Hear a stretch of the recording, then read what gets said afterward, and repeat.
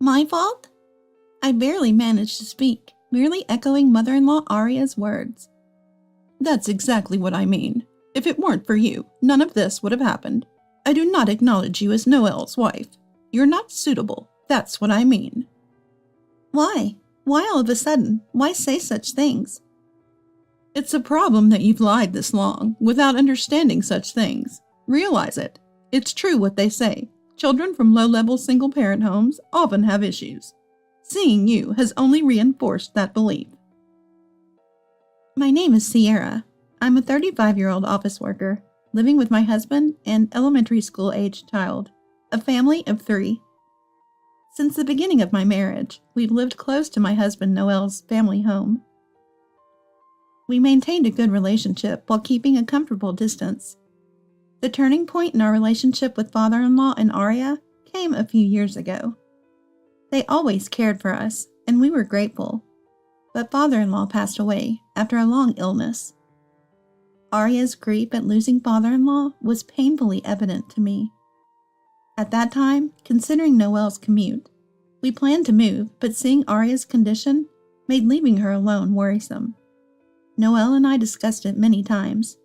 We decided to stay put until Arya's situation stabilized. That's when it started. Slowly but surely, Arya began to overstep our personal space.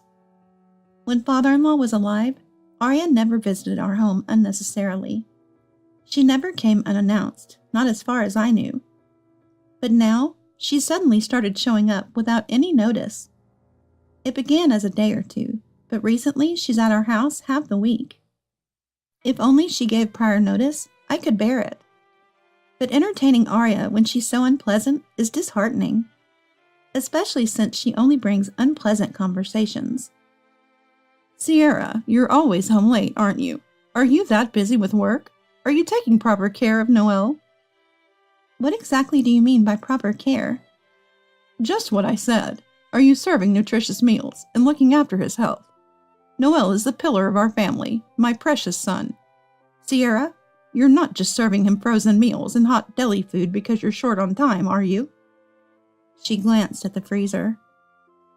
Her demeanor suggested she might just open it. Well, not always, but sometimes, yes. Noelle tells me not to overdo it, too. Really? But just because you discussed it with Noelle doesn't mean you can neglect proper meals. It's just laziness. You should be able to manage that. Considering Noelle's health, what are your thoughts on this? Every time I tried to speak, Arya's tone grew harsher. I'm sorry, Arya. I try, but it's hard to find the time. That's just laziness. I've worked for many years. I understand the difficulties of working women. But despite that, I've overcome and provided healthy meals and maintained our household for my husband and Noelle. From my experience, not having time is just an excuse. Stop making excuses, Sierra. Show some responsibility as a homemaker in charge of your family's health. I can't rest easy otherwise. Arya, a long-time middle school teacher, always judges everything by her standards, without considering others. Since a minor incident in middle school due to my family background, I've had a poor impression of teachers.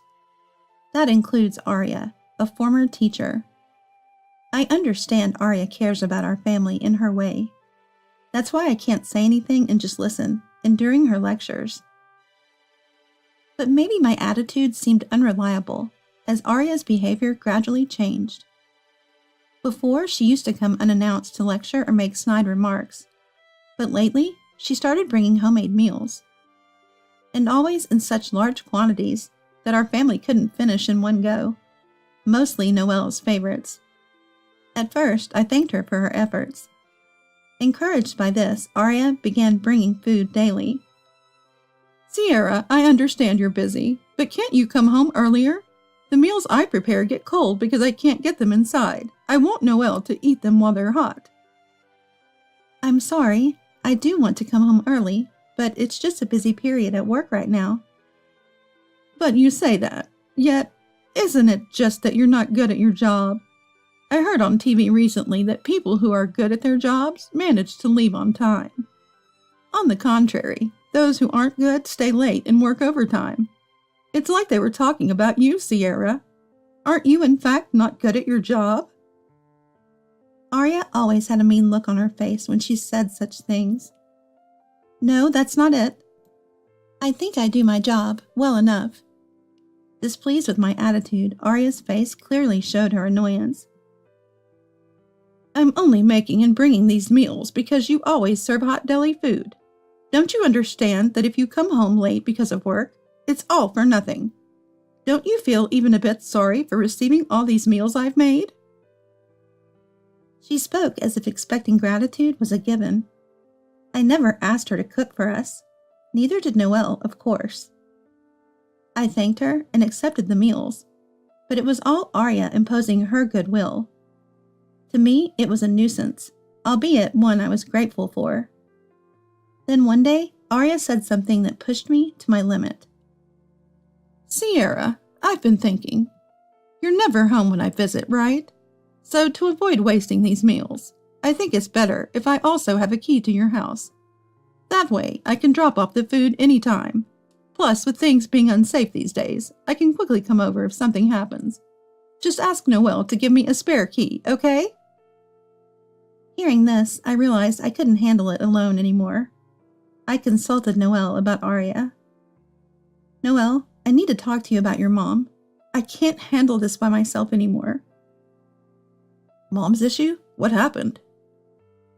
Arya visits our house daily, always without any notice. I do my best to accommodate her when I can, but I can't always be available. I have my own schedule too. Yeah, I get it.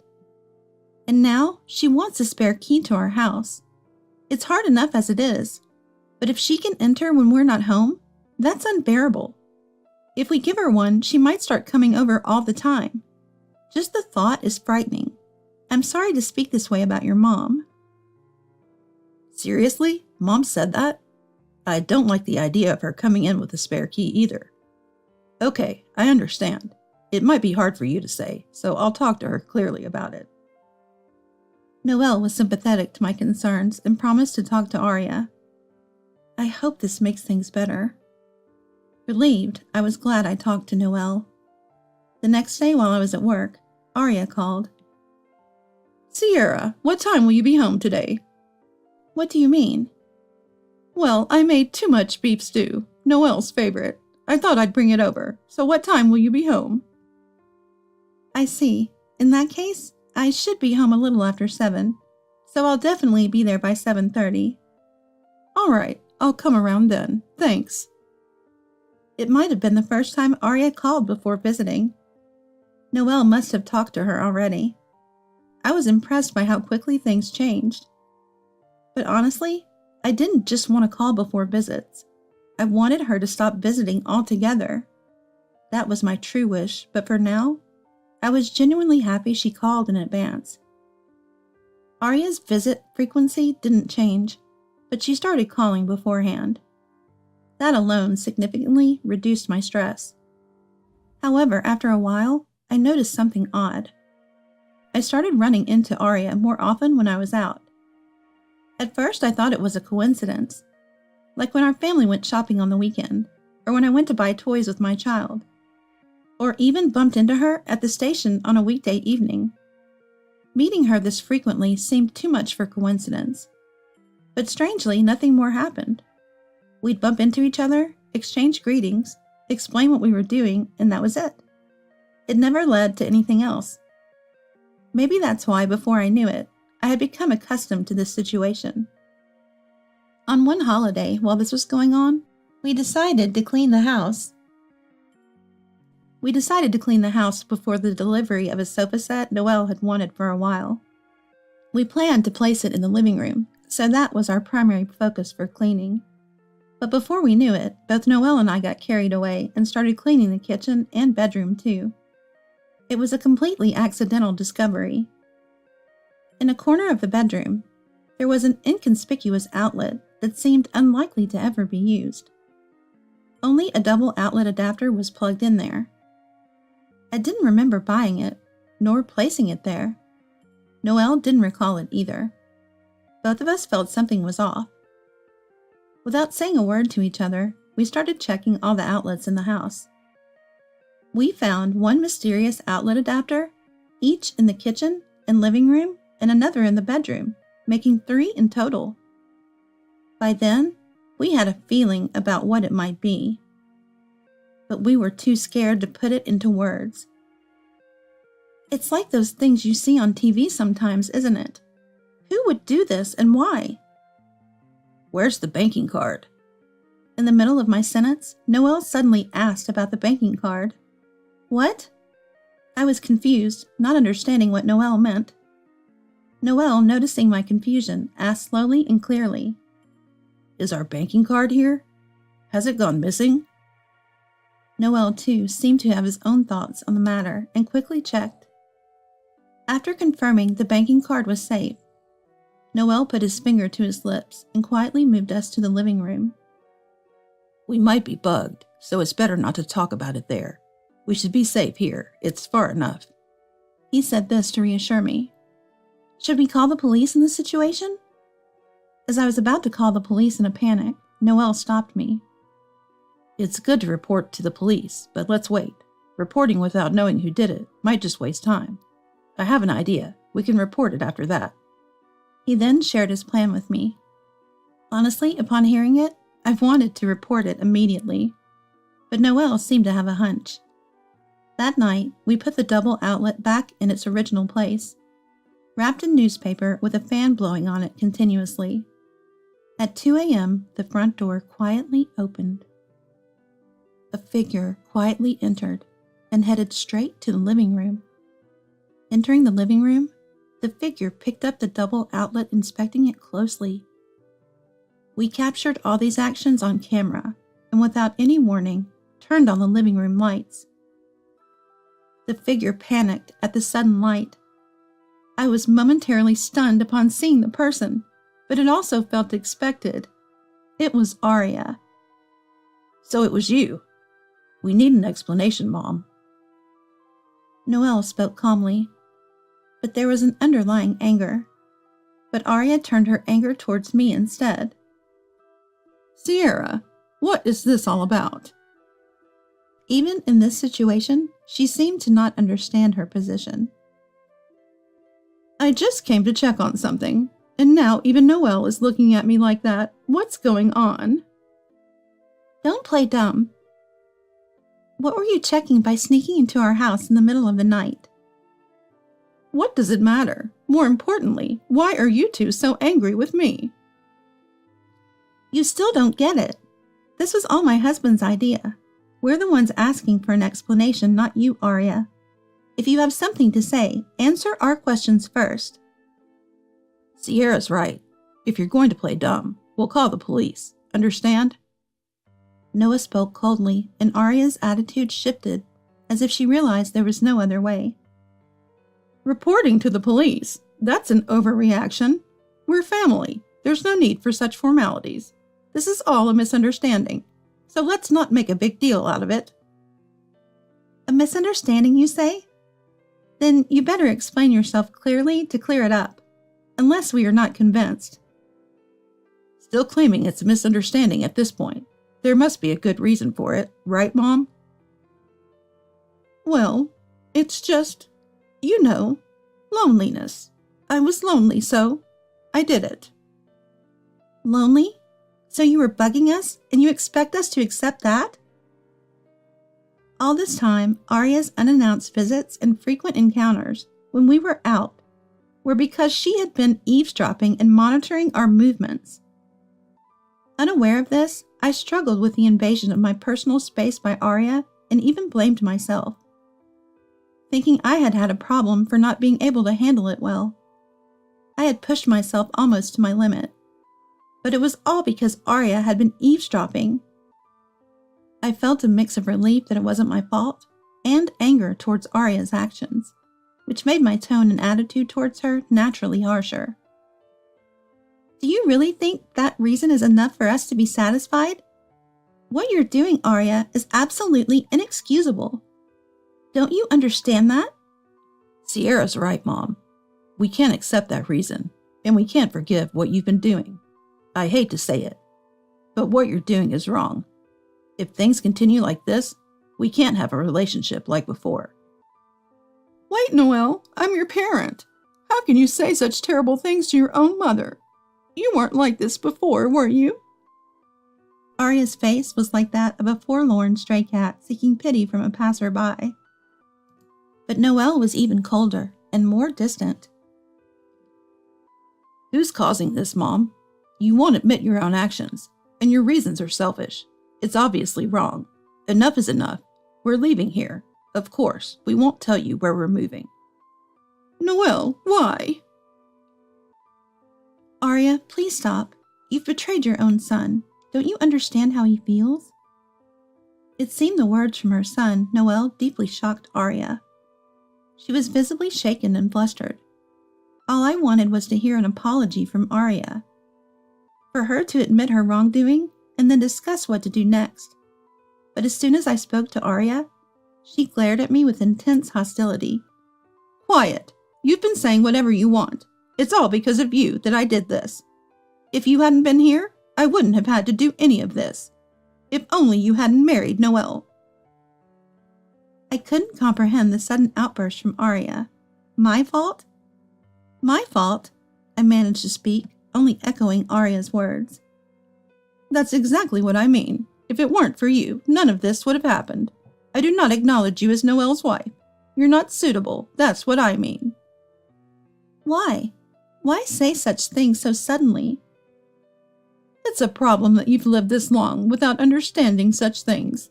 Realize it. It's true what they say. Children from low-level single-parent homes often have issues. Seeing you has only reinforced that belief. Noelle, finally catching up to the situation, hurriedly tried to stop Arya. Mom, what are you saying all of a sudden? Do you realize what you're saying? Yes, I understand perfectly. I thought you would feel constrained by marrying a woman from such a low-level family. That's why I was monitoring, to prevent any problems. It's all for your sake, Noelle. We were baffled by Arya's sudden confession. Especially Noelle, who seemed to be seeing this side of his mother for the first time. He was unsure how to react. My confusion was different from Noelle's. I was perplexed by the words Arya had spoken to me. I had heard those words before. Why had Arya spoken them? That was my confusion. Eventually, I remembered something and asked Arya. Arya, I heard you were a middle school teacher. Is that true? My question, seemingly unrelated to the situation, caused an exaggerated reaction in Arya. And from her reaction, something clicked for me. If you were a middle school teacher, you must know many other teachers, right? There's a teacher I can't forget. Is she perhaps an acquaintance of yours? I mentioned a name. Upon hearing it, Arya became visibly shaken and stuttered. Why, that name? I thought so. It's connected. Seeing Arya's reaction, I was certain my suspicions were correct. The name I had mentioned was that of my middle school homeroom teacher.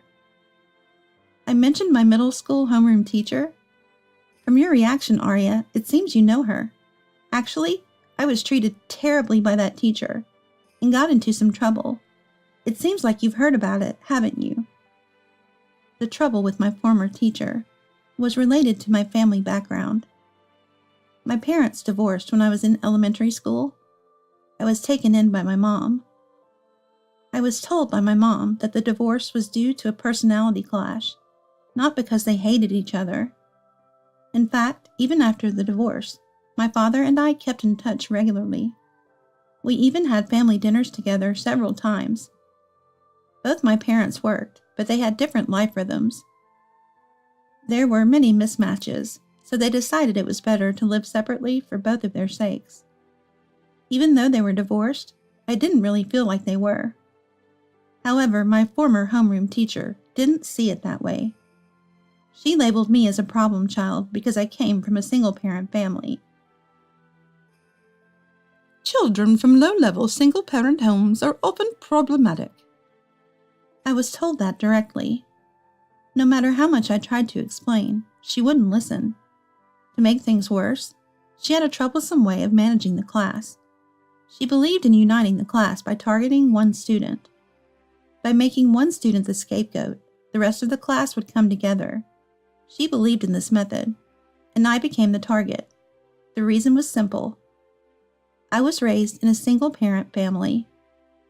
Perhaps she thought it was okay to do anything to a problematic child like me. Of course, I couldn't accept such reasoning and resisted desperately. Because one of the reasons was my parents' divorce, I couldn't tell them about the treatment I received from the teacher. Resisting as a middle schooler wasn't easy. When I was cornered beyond my capacity, I finally opened up to my parents. I told them how the teacher was treating me. Fortunately, my parents acted quickly upon hearing my story. There was an immediate discussion with my parents and the teacher, and the issue was resolved. The teacher resigned as the class homeroom teacher and left the school unexpectedly in the middle of the year. The issue was resolved quickly after I confided in my parents, but I still remember it vividly. It was that significant of an event. That's why I reacted to Arya's words. If she was acquainted with such a former teacher, I could easily imagine what she had been told about me. But that didn't make me feel any sympathy for Arya. I understood too well what she thought of me now. It seems, Arya, you didn't hear the whole story from your acquaintance. If you had, you wouldn't have done such a thing. The whole story? What are you talking about? Yes, I was raised in a single-parent home with my mom. But you might not know that I was frequently in contact with my father. Indeed, my parents divorced due to personality differences. But there was another reason: their work. And by the way, my father is a lawyer. Maybe I'm telling you for the first time, but I am a lawyer's daughter. Knowing that someone related to legal expertise is involved, you can understand what your actions mean, right? What? No, that's a lie. Who would believe that? My former teacher reacted the same way when I told her. You two are quite similar. I didn't hear anything. I haven't heard such a story, no. Of course, no one shares inconvenient truths with others. It's natural. Arya's attitude changed completely from her earlier confidence. No one could imagine being bugged by someone whose relative is a lawyer. It's obvious how dangerous that would be for oneself. If I tell my father about what you did, you understand what might happen, right? It could become a bigger issue than you think. Stop. Please don't say that. Please, I beg you. Don't tell anyone about this. Please, I beg you. If that's the case, then answer our questions, okay? Yes, I'll answer. Please, I beg of you. So you heard everything about me from that acquaintance? Yes, that's right. When I mentioned your name, they seemed to know, and then? And they started telling you about it. Yes, I thought if I found a weakness, I could somehow get Noelle to divorce you. I see. That's clear now. I thought this was probably her true intention. From Arya's demeanor, it didn't seem like she had anything else to hide. At the same time, I was somewhat shocked to know she thought this way about me. Mom, I have no intention of leaving Sierra, just so you know, Noelle said to Arya in a firm tone. I don't understand what you dislike about Sierra, or why you did this, and I don't want to know, but Sierra is an important wife and family member to me. Unfortunately, I think it's better if we don't meet anymore to protect my family. That's it. Yes. Arya could barely respond to Noelle's clear declaration of cutting ties. Understandably overwhelmed by his decision, the next day at Noelle's insistence, we reported the eavesdropping to my father and the police. We also sent a warning to the former teacher through my father. Surprisingly, the former teacher had no knowledge of Arya's actions. However, given that the teacher's remarks had led to this situation, we strongly demanded she never speak of it again. I can imagine how formidable my father must have been in his anger, but she must have been frightened enough of him. We even received a written pledge that she would never involve herself with us again. After ensuring all these matters were resolved, our family moved. We chose a location near Noelle's workplace, but didn't inform Arya at all. As a precaution, we blocked Arya's contact information. Not just me, but Noelle did the same. I heard from neighbors near the in-laws' house that Arya, who had been a long-time educator, had a good reputation. Still, her deeds became widely known when the police got involved. Rumors sparked more rumors, and Arya began to be viewed coldly by everyone in the neighborhood, eventually being left alone. Now Arya is said to be living alone in her house, with no one visiting her, almost unrecognizable from her former self. Even after hearing about Arya's current situation, I had no intention of forgiving her. In my mind, I've resolved to act as if Arya never existed from the start. Now that I have no ties with Arya, I plan to cherish my family even more.